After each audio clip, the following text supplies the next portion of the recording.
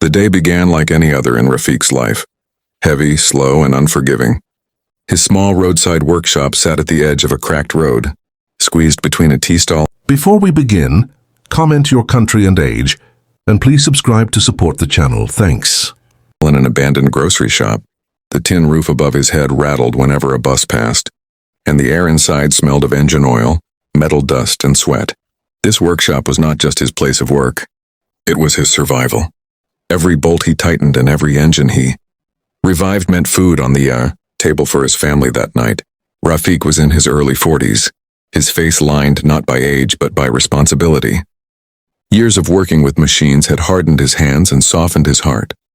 He knew what it meant to be broken and still keep working. That afternoon, as the sun burned mercilessly overhead, he was fixing an old motorcycle that had already been rejected by 2 other mechanics.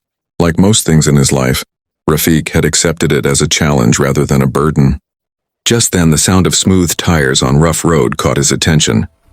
A shiny black luxury car rolled to a stop in front of his workshop, its polished surface reflecting the dust and poverty around it like a mirror of 2 different worlds colliding. People nearby paused, curious. Such cars never stopped here. The driver stepped out first, scanning the surroundings with discomfort. Then a tall man in an expensive suit emerged, his phone pressed to his ear. His expression carried authority and urgency.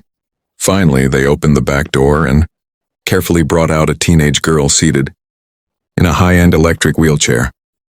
The contrast was striking. The advanced wheelchair, beside rusted tools and broken engines, the girl, Aliyah, looked fragile yet composed. Her eyes carried a quiet sadness, the kind that comes from long battles fought silently. Her wheelchair had suddenly stopped working, leaving her stranded in a place far from luxury service centers. To her father, billionaire businessman Armin Khalil, this delay was intolerable. Time for him was money. Rafiq wiped his hands on a rag and stepped forward. He sensed hesitation from the driver and impatience from the father.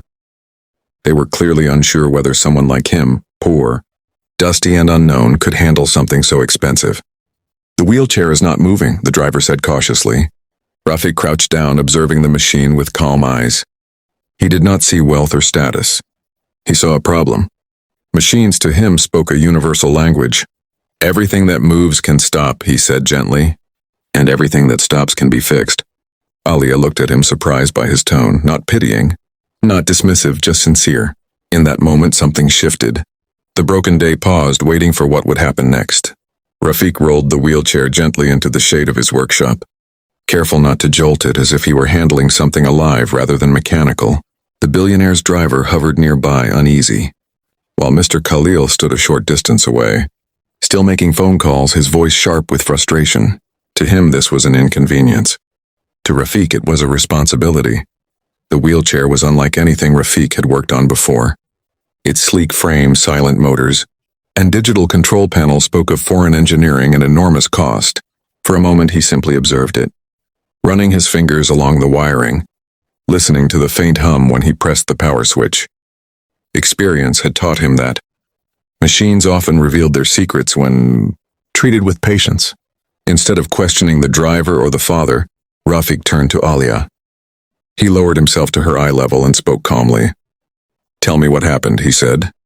"Did it stop suddenly or did it slow down first?" Aliyah hesitated. People rarely asked her questions about her wheelchair as if her answers mattered. She was usually spoken about, not spoken to. Her voice was soft but steady as she explained how the wheelchair had been losing power over the past few days, how it sometimes made a faint clicking sound before stopping completely. Rafiq listened carefully, nodding. Every detail mattered. As he opened the side panel, exposing a maze of wires and small components, Aliyah watched closely. She noticed something unusual.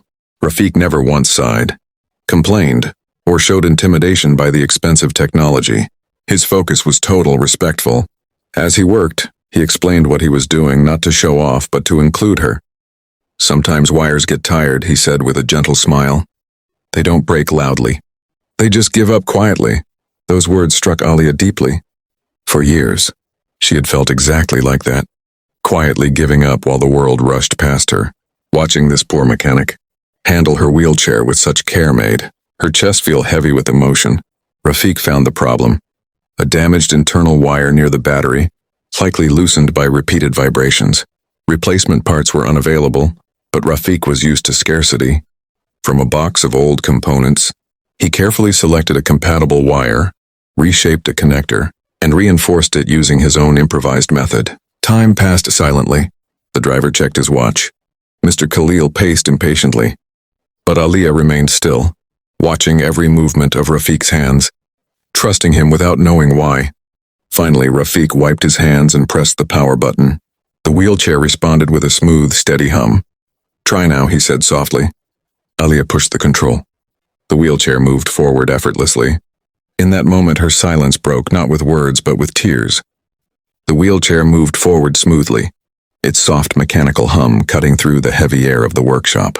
For a brief second, no one spoke. It was as if the world had paused to witness the moment. Aliyah stared down at the control in her hand, then slowly looked up, almost afraid the movement might disappear if she acknowledged it too quickly. She pressed the joystick again. The chair responded instantly, turning, obeying her will. That was when her strength gave way. Aliyah's lips trembled. She raised one hand to her face, but the tears came anyway, quiet, uncontrollable, slipping down her cheeks without sound. These were not the tears of a machine repaired. They were the release of months of frustration, fear, and dependence.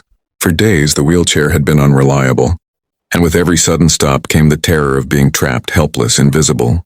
Now it moved again. She had control again. Rafiq noticed her tears immediately and stepped back, giving her space. He did not rush to comfort her or draw attention to himself. His job in his mind was done. Mr. Khalil turned sharply when he saw his daughter crying. Alarm replaced irritation. In his world, tears meant failure of people, systems, or money. He rushed forward, his voice tense. "Aliyah, what's wrong? Did it hurt you?" She shook her head slowly and looked up at her father. Her eyes were wet but clear, filled with something he hadn't seen in a long time. Honesty without fear. "He didn't treat me like I was broken," she said softly, her voice steady despite the tears. "Only the wheelchair." The word struck Mr. Khalil like a blow to the chest. He had spent millions on doctors, therapists, and equipment, yet in all that effort, he had unknowingly allowed his daughter to feel fragile, incomplete. In trying to protect her, he had wrapped her in caution and pity. He suddenly realized how rarely he had looked at her simply as a person capable of understanding, deciding, and participating. The driver lowered his gaze. The workshop fell silent. Mr. Khalil turned slowly toward her. Rafiq, the poor mechanic, stood with grease-stained hands and worn clothes, looking almost uncomfortable with the attention. He had said little, done much, and expected nothing. "How much do I owe you?" the billionaire asked, pulling out his wallet, already reaching for a thick bundle of notes. Rafiq raised his hand gently. "Pay me for the work," he said calmly, "not for who you are." Mr. Khalil handed him a heavy envelope. Rafiq opened it, took only a small portion, and returned the rest. "This is enough," Rafiq said. "Your daughter's smile is the rest." For the first time in years, Arman Khalil felt something money could not command: humility. The tears of his daughter had silenced him, and the dignity of a poor mechanic had taught him a lesson he would never forget. The night after the incident passed sleeplessly for Arman Khalil. In the quiet of his luxury home, surrounded by glass walls and expensive art, his mind kept returning to one image: a small roadside workshop, a poor mechanic with steady hands, and his daughter's tears. For the first time, he questioned whether wealth alone could truly solve every problem. Something fundamental had shifted inside him. The next morning, a convoy of black cars stopped outside Rafiq's workshop. Neighbors gathered, whispering in disbelief. Such vehicles had never returned to this forgotten street, let alone in numbers. Rafiq, wiping grease from his hands, stepped out cautiously, unsure if he had made a mistake by refusing most of the payment. Mr. Khalil stepped forward, not in a rush, not on his phone, but calmly. He dismissed his driver and security with a quiet gesture. This time he was not a billionaire issuing orders. He was a father seeking understanding. "I came to thank you." "Properly," he said to Rafiq, "and to ask you something important." Rafiq listened silently as Mr. Khalil explained his vision. His company owned a medical technology foundation that produced advanced equipment, beautiful, expensive, and unreachable for most disabled people. We build things that win awards, the billionaire admitted. But we fail the poor. Yesterday you showed me why. He offered Rafik a position at the foundation. Not as a mere employee, but as a lead practical consultant. Someone who understood how machines failed in real life, how people actually used them, and how repairs had to be affordable, not perfect on paper. Rafik was overwhelmed. He had never imagined leaving his workshop, the place where he had struggled for decades. Doubt crept into his voice. "I am not educated like your engineers," he said. "I learned with my hands." Mr. Khalil smiled faintly. "That is exactly why we need you." At that moment, Aliyah rolled forward from one of the cars. She looked different, lighter, more confident. "When my wheelchair stopped," she said, "I felt trapped. You didn't just fix it. You made me feel capable again. Please help others feel that way too." Her words erased Rafik's last hesitation. He realized this was not about success or money.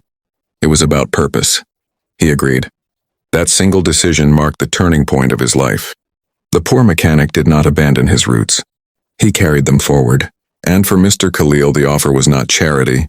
It was redemption. He had finally found a way to turn his wealth into something that mattered. 6 months later, the sound inside the new workshop was different from the old roadside garage, yet strangely familiar. Instead of rusted engines and broken motorcycles, there were rows of sturdy, thoughtfully designed wheelchairs taking shape. The air carried the scent of fresh metal and paint, but the spirit of the place belonged, unmistakably, to Rafik. A modest sign at the entrance bore his name. Not as a brand of pride, but as a symbol of responsibility. Rafik moved through the workshop with quiet confidence. He wore clean clothes now, but his hands were the same, steady, experienced, and honest. Engineers and technicians listened when he spoke. He questioned designs that were too complicated and rejected materials that would fail on rough roads. "A wheelchair must survive reality," he often said, "not just laboratories." The wheelchairs they built were not luxurious, but they were strong, repairable, and affordable. Each one was designed so that even a small-town mechanic could fix it with simple tools. For Rafik, this was the real victory, dignity that did not depend on money. Aliyah visited the workshop often. She rolled freely between the rows of finished chairs, testing them, laughing when one turned too sharply, offering suggestions without hesitation. Her eyes no longer carried the quiet sadness Rafik had first seen. She had discovered something powerful. Her voice mattered.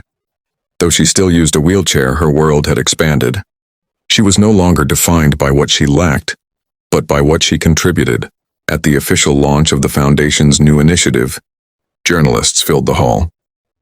Cameras flashed as Mr. Khalil stepped onto the stage. He did not speak about profits or innovation. Instead, he told a simple story. "A poor mechanic fixed my daughter's wheelchair," he said. "But more importantly, he fixed the way we look at disability. Not as weakness, but as a reality that deserves respect." The audience fell silent. Rafik stood at the back, uncomfortable with attention. He watched as Aliyah confidently demonstrated one of the wheelchairs to a young boy who had never owned one before. When the boy smiled and rolled forward on his own, Rafik felt a tightness in his chest. This was the miracle multiplied. That evening, as the workshop lights dimmed, Rafik returned to his old street. His original garage still stood there unchanged. He smiled softly. One broken wheelchair had carried him far, but it had also brought hope to thousands. And so a simple act of kindness continued to roll forward, quietly changing lives, one wheel at a time.